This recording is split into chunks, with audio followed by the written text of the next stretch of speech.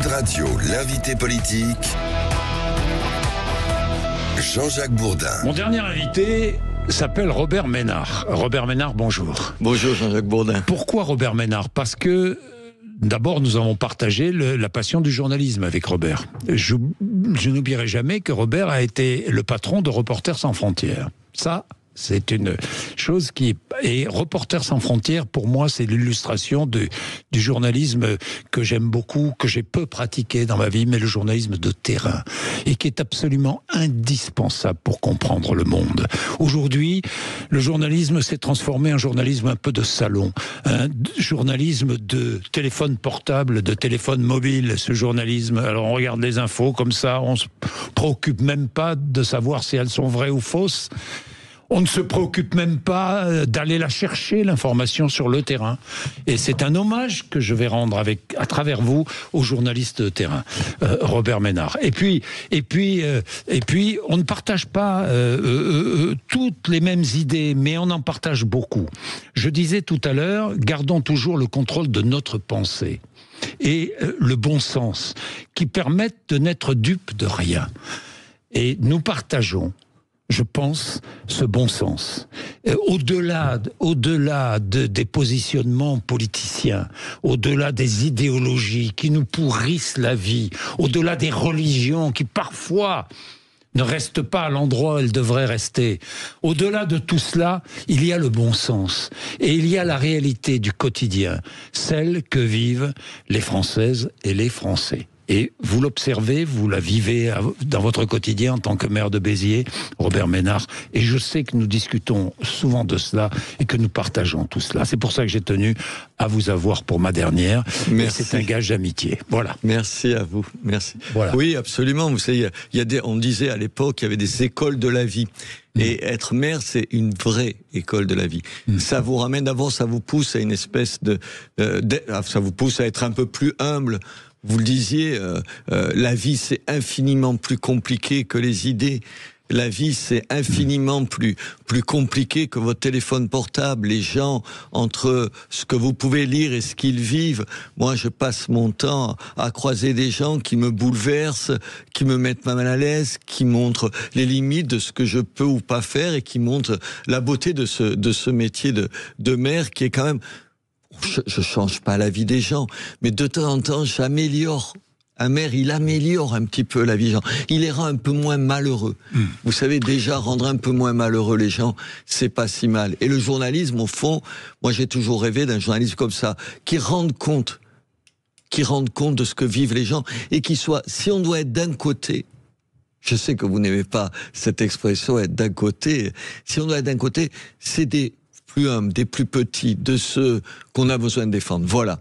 Alors chacun les défend à sa manière. Voilà, je voudrais aussi à travers vous, parce que je parlais de journalisme de terrain, je voudrais aussi rendre hommage à Anne, ma femme, qui m'a tellement aidé dans ma vie professionnelle, qui, si j'ai connu le succès que j'ai connu, c'est en grande partie grâce à elle, parce qu'elle a su me remettre dans le droit chemin, parfois, parce qu'elle a su me dire, voilà, la direction qu'il faut prendre, parce qu'elle a su me faire partager sa passion du journalisme, parce qu'elle est passionnée, elle est intransigeante, parfois tellement rigoureuse que ça en est difficile, mais c'est tellement exemplaire, on a tellement besoin de cela que voilà, c'est avec beaucoup d'émotion que je le lui dis, que je lui envoie ce message. Et Robert, on va commencer à parler de terrain là avec vous, Robert Ménard. Je peux ajouter un mot sur votre épouse, si je peux me permettre, parce que je connais Anne Niva, évidemment. Oui. Vous savez, c'est le modèle de ce qu'on a envie de faire. C'est quand il y a le conflit aujourd'hui entre la Russie et l'Ukraine, elle fait ce que tellement peu de gens font. Elle va voir des deux côtés. Exactement. Au fond, c'est juste ça. Juste ça. Allez voir des deux côtés, entendre les deux sons de cloche. Ça ne veut pas dire que vous renvoyez dos à dos les uns les autres, mais au moins vous les avez entendus. Voilà. Exactement. Ce que je voulais vous dire. Il lui faut un sacré courage. Rencontrer, pour savoir exactement et non pas se contenter d'idées reçues et d'idées véhiculées comme ça par effectivement des canaux d'information aujourd'hui. Bon. On va regarder l'actualité ensemble, Robert. Et puisque nous sommes sur l'étranger, je vais commencer à penser à Cécile Kohler et Jacques Paris. Vous avez été patron de Reporters sans frontières. Ils sont emprisonnés en Iran, accusés d'espionnage au profit d'Israël. Ils risquent la peine de mort. Emmanuel Macron, hier, a menacé l'Iran de sanctions si l'Iran ne faisait pas quelque chose, si on ne le libérait pas. Pensons à eux ce matin, Robert. Pensons à eux et comment vous dire ? Je crois qu'il y a un partage des tâches. Moi, je me suis occupé de libération de journalistes pendant 20 ans. Il y a un partage des tâches. Dans les médias, à nous, à l'opinion publique, à se mobiliser, à faire que l'État, notre État, ne les oublie jamais. Et en même temps, attention à pas critiquer, je vous dis, et pourtant je suis très critique sur le gouvernement en place, attention à ne pas critiquer notre diplomatie. Je vais vous dire, en 20 ans de Reporters sans frontières, je n'ai pas vu un Français oublié par la diplomatie française. Contrairement, je le dis, par exemple... tout ce qui se dit. C'est pas vrai. Ce n'est jamais vrai. On peut trouver qu'ils le font pas comme il faut. On peut trouver qu'ils en font pas assez. Mais ils le font.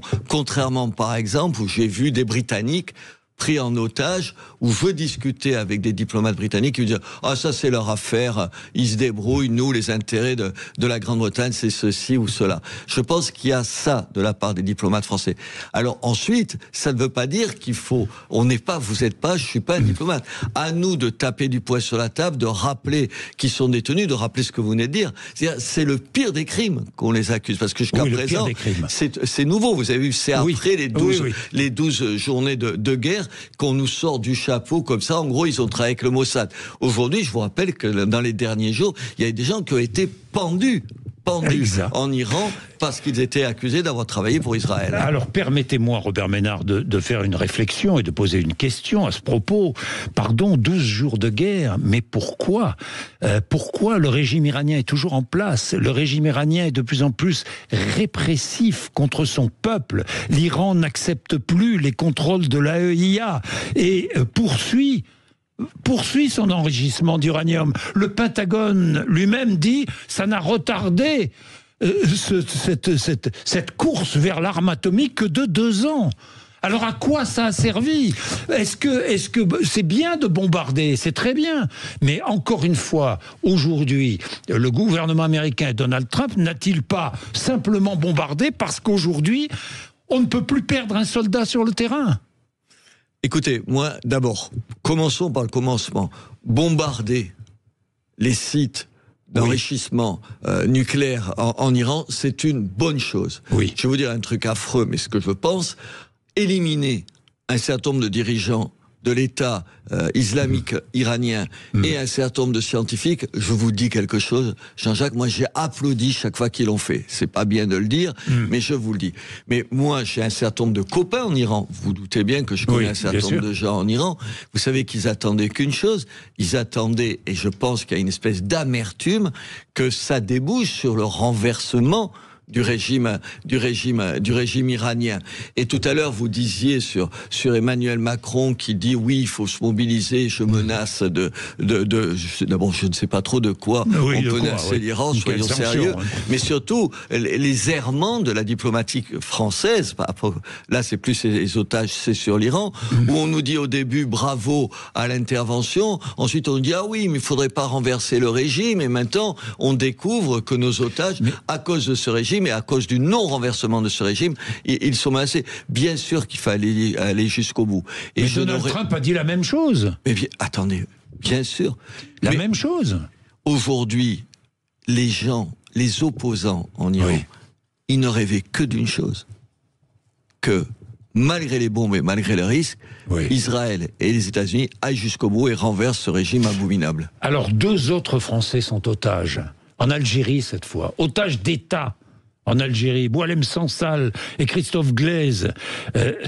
L'Algérie, comme l'Iran, des États terroristes? Mais bien sûr.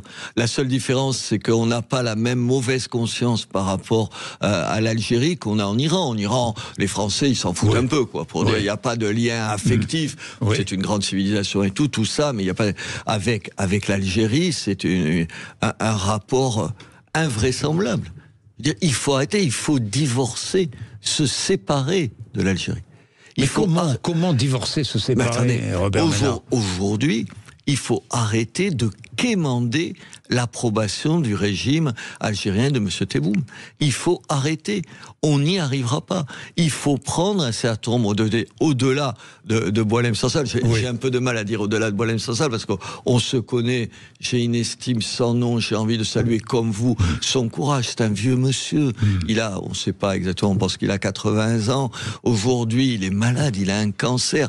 Il a, vous savez, cette petite voix fluette qui malgré les intonations est d'une voix d'une force, d'une résistance, d'une constance incroyable. Il adore notre langue. C'est pas rien d'adorer le français, de le défendre partout. Donc, pour cette raison-là, il ne faut pas céder aux Algériens qui s'en servent, vous l'avez dit, comme un otage. C'est un otage du régime algérien. Aujourd'hui, est-ce qu'on est capable de parler avec force sur l'Algérie? Tant qu'on aura Emmanuel Macron à la tête de l'État, je ne le crois pas. Je ne crois pas. Sur ce registre-là, il a dit tout et son contraire. À la suite, attendez, regardez. Vous prenez, depuis qu'il est chef de l'État, sur l'Algérie, on aura entendu tout et son contraire. C'est une clique de militaires qui vit de la rente mémorielle, c'est-à-dire qui vit du souvenir qu'il a construit de la guerre d'Algérie et qui profite de la France. Je le répète sans cesse. Vous allez en Algérie. Une dictature. Le type te crache sur l'Algérie et à la fin de la conversation, il te dit j'ai un problème pour avoir un visa pour venir en Algérie. Oui. J'ai un problème, je voudrais me faire soigner en France. J'ai un problème, je voudrais envoyer mes enfants en France. Bien, Robert Ménard, j'ai relevé cette phrase de François Bayrou hier. Nous sommes en politique dans un climat désespérant avec une flambée des extrêmes. Vous trouvez que le climat politique est désespérant aujourd'hui ? Il est exaspérant et absolument d'abord exaspérant. Et désespérant. Pourquoi ? Parce que c'est un concours de démagogie. Qu'est-ce que je voulais vous dire ? Aujourd'hui, on explique qu'il faut faire des économies. 40 milliards, vous vous rappelez, ou 100 milliards, je ne sais plus, parce que chaque fois... 100 milliards d'ici 2030. Mais là, 40 milliards maintenant. Attendez, mais comment on peut dire ça ? Et hier ou avant-hier, expliquer à propos de la canicule, oui, mais il faudrait dépenser 50 milliards de plus pour la canicule, et c'est un concours, l'épine de qu'est-ce qu'il faudrait faire de plus. Mais attendez, on nous ment, je vous mets ma main à couper. Vous savez ce qu'on fera dans le 15, puisque c'est ce jour-là qu'annonce ces mesures normalement le Premier ministre, on va augmenter les impôts. Bien sûr. De manière déguisée. Mais on va les augmenter, bien sûr. Et je vais vous dire quelque chose. Je pense qu'un certain nombre d'impôts, on ne peut pas faire autrement que les augmenter. Le problème, c'est... Lesquels ? Écoutez, moi, je vais vous dire quelque chose.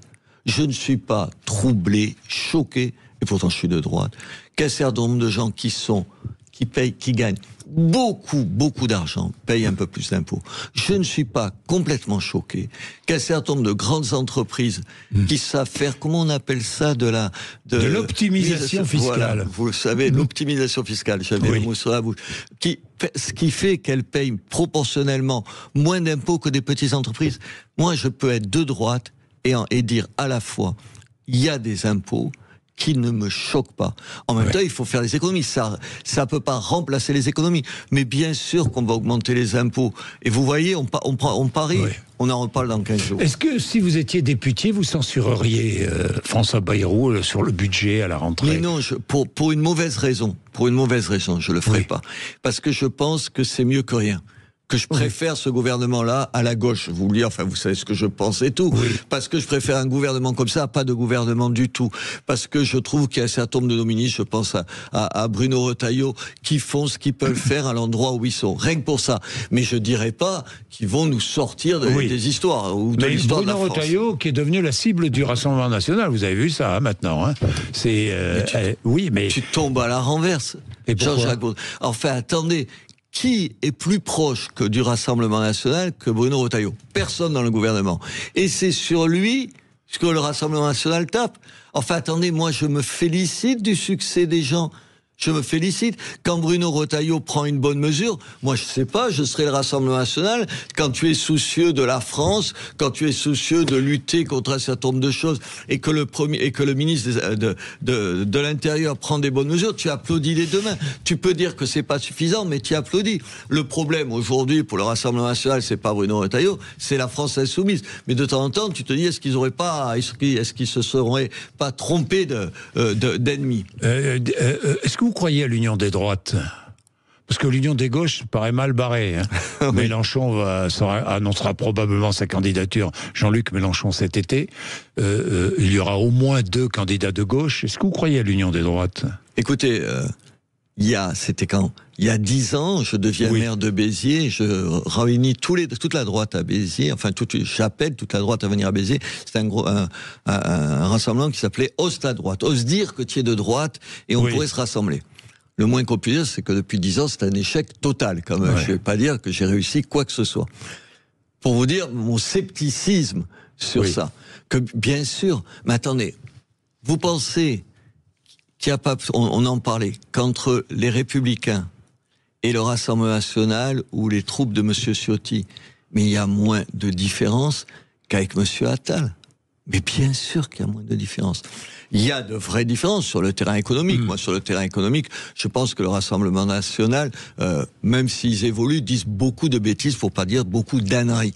Oui. Mais en même temps, tu dois pouvoir t'entendre. Écoutez, je suis suffisamment vieux, on a à peu près le même âge, pour se souvenir. Il y avait beaucoup de points communs entre M. Marchais, M. Mitterrand et M. Fabre. Tout le monde a oublié M. Fabre. Vous savez, le radical de gauche. Oui, vous savez, c'était le pharmacien de l'Aveyron. Vous vous rappelez, le pharmacien de l'Aveyron. Mais il y avait un... De Villefranche de Rouergue. Voilà. Vous connaissez bien toute cette zone-là, tout ce sud-là que vous aimez et que j'aime. Mais attendez, il y avait plus de différences et ils ont quand même réussi à trouver ce qu'on appelait le programme commun. Mais la droite, elle est trop stupide pour ça. Si on ne fait pas ça, je vous garantis que la droite, séparément, va perdre. Je voudrais terminer sur la réalité de notre quotidien, finalement. Vous avez vu les dernières informations, montée du masculinisme en France, étonnant. Les colis chinois qui nous envahissent. Notre société bouge terriblement, Robert Ménard, terriblement. Et vous êtes, vous, en tant que maire, à Airbnb, qui envahit votre ville. J'imagine. Ça, ces bouleversements de notre société, vous les vivez comment? Je suis partagé, mais vous allez comprendre pourquoi. D'abord parce qu'il y a toute une partie des choses, comme vous, qui me hérissent le poil. Oui. Et souvent, quand même, pour être honnête, puisqu'on est tous les deux là, enfin, il y a plein de gens qui écoutent, mais on est tous les deux face à face. En même temps, je me dis, est-ce que c'est pas un réflexe de vieux con? Est-ce que c'est pas parce que, vous avez compris, parce que j'ai 72 ans, j'ai 72 ans dimanche, et je me dis, est-ce que c'est parce que j'ai 72 ans que, au fond, je perds pied dans un monde qui évolue et que je ne comprends pas l'évolution. Quand je me retourne vers mes enfants, ils sont pas troublés par tout ce que vous venez de dire. Ils trouvent ça formidable. Et en même temps, j'essaye de me dire, ils trouvent ça formidable parce qu'ils sont pas emportés par le flot d'un monde où il faudrait peut-être se mettre un tout petit peu à côté et dire ce qui est bien et pas bien. Je ne sais pas. Je sais que ça me fait peur. Je sais comme maire, je sens, comment vous dire, comme maire, je sens une espèce d'inquiétude. Les gens se disent des choses qui peuvent vous paraître bêtasonnes, qui se disent, mais quand même, comme moi, comme vous, moi, j'ai eu une vie meilleure que mes parents. Meilleure que mes parents. Et les gens, ils se disent, je ne suis pas sûr. Et c'est quand même ce qui compte, les enfants. Je ne suis pas sûr de ça. Les gens, ils ont le sentiment de ça. Ils ont le sentiment aussi que, comment vous dire, que l'État se mêle de tout. Qu'on s'occupe de tout. Qu'on légifère sur tout. Qu'on veut nous demander comment on fait des enfants ou si on doit en faire. Comment on doit mourir ou pas mourir. Vous voyez, 1 million de questions qui sont infiniment plus importantes que la politique, des appareils politiques. Et il y a un truc, moi, qui me fait peur, c'est je vois le nombre de gens venir me demander des choses où je vous jure, Jean-Jacques Bourdin, je n'ai aucune réponse. Parce que je ne sais pas, parce que je n'en ai pas les moyens. Et des fois, j'ai envie d'envoyer balader les gens en disant « Mais pourquoi vous venez me demander des choses sur votre santé et tout ?» Je leur dis « Mais pourquoi ça ?» Et derrière ça, il y a un appel au secours. il y a l'idée, la conviction qu'ils savent plus à qui s'adresser, qu'on est un peu seul, un peu malheureux. Un peu malheureux. Et puis, il n'y a plus de vachettes à Interville. Mais ça, comment on peut être assez con pour ça? De quoi vous vous souvenez? Hier, j'étais chez d'autres gens que chez vous. Oui, RTL. D'autres. De quoi vous vous souvenez d'Interville? De quoi? De Léon Zitrone qui s'énervait et des vachettes. Mais elles sont là pour nous faire plaisir, les vachettes. Elles sont contentes de faire ça. Mais il y a des abrutis. Qu'ils arrêtent, Jean-Jacques, de nous emmerder. Qu'ils arrêtent de se mêler de tout. Que mes copains puissent aller chasser, qu'ils puissent aller pêcher, que je puisse aller voir une corrida sans que j'ai des espèces de chieurs professionnels qui viennent nous dire ça c'est bien ou ça c'est pas bien. Ils nous pourrissent la vie. Ils sont animés de passions tristes. Ils sont animés de rancœur. Et oui, moi, il y a des choses qui me font plaisir. La musique de Banda, c'est la plus belle musique du monde. Les autres, qu'ils aillent se faire foutre. Bon, eh ben merci, voilà. Et je partage. Non, mais ça, je partage votre conclusion, Robert. Merci beaucoup, 8h58, et merci à tous Sud Radio, bien sûr.